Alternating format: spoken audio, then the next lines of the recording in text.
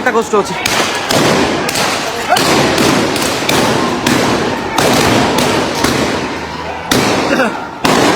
আসলে কি বলবো এই মুহূর্তে, মাই গড।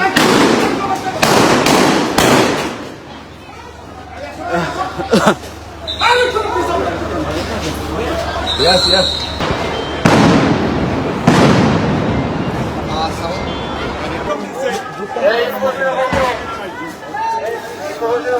আসলে কি হচ্ছে সিলেটে সেটি কিন্তু আপনারা এই মুহূর্তে উপলব্ধি করতে পারছেন। অপর প্রান্তে কিন্তু সাধারণ শিক্ষার্থীরা তারা অবস্থান নিয়েছে। পরিমাণে ককটেল মারতেছে, পর্যাপ্ত পরিমাণে ককটেল।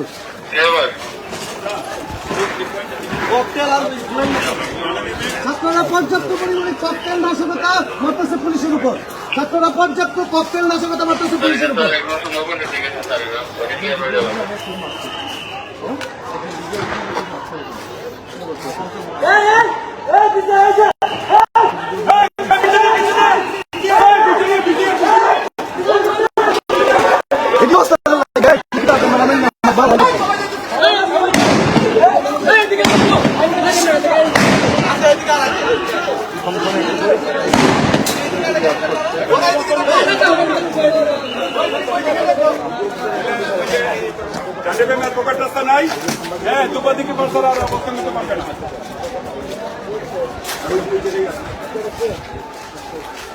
চলে গেছে।